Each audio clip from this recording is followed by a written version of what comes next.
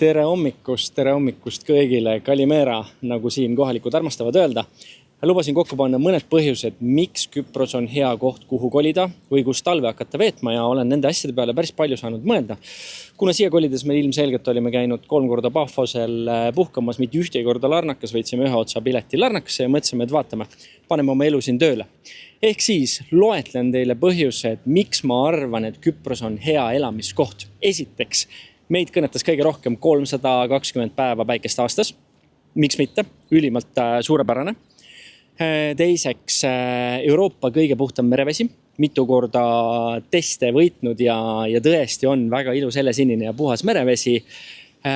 Turvalised rannad. Kui te lastega tulete, siis ma arvan, et on hästi oluline see, et rannad oleksid turvalised, sest vastasel juhul kui kogu aeg ähvardab mingi oht, siis on päris keeruline rannas olla ja tuleb kõik silmad lahti hoida. Ehk siis meie kogemused siin suurepärased, vaikselt läheb sügavaks, laps saab mängida madalas vees, nii et see on nagu üks tugev aspekt.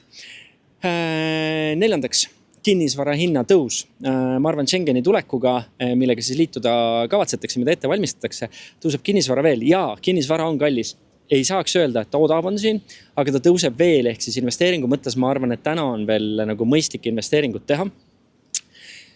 Viiendaks, inglisekeelne töökeskkond, ehk siis inimesed räägivad inglise keelt isegi ka riigiasutustes, mis tihti on probleemiks ja vanad küproslased ütlevad, et tihti riigiasutustes ei saada aru. Siiamaani meie teekond on olnud see, et saadakse aru. Kuuendaks, ülimadal kuritegevus. Ehk siis kuritegevus praktiliselt puudub, inimestel on siin rajoonis õhtul igal pool rajoonides saare peal uksed lahti, usaldatakse nagu elu ja ütleme, et siis turvalisuse poole pealt tõesti elatakse väga turvalist elu ja kuritegusid väga toime ei panda. 7. Suurepärased lennuühendused. Kui sa juba siin oled, siis siit edasi lennata on väga hea, sellepärast et igale poole on soodsate piletitega võimalik välja lennata. 8. Ülirahulik tempo ja rahulik elukeskkond. Ehk siis meil üks kinnisvaramaakler küsis väga hästi, et mõnikord, kui ta hommikul tööle sõidab ja inimene uimab täiesti, ta tahaks talle koputada klaasi peale ja küsida, et kuule, kas sul ei ole mitte kuhugi minna, et see lihtsalt kulged liikluses ringi, et sul ei ole mingit vajadust kuskil olla. Nii, mitmes see oli meil 9. Loomulikult maksuparadiis. Maksuparadiis selles mõttes, et kui siin ettevõtlusega tegeled, sul on paremad maksustamistingimused. Ma arvan, et see ei ole kõige olulisem, aga see on kindlasti oluline aspekt. Siis 10. tervislik Vahemere köök. Ma arvan, et see köök ei ole ka vähetähtis, sest et siin on üli heade hindadega mereannid, puuviljad, juurviljad, värsked asjad.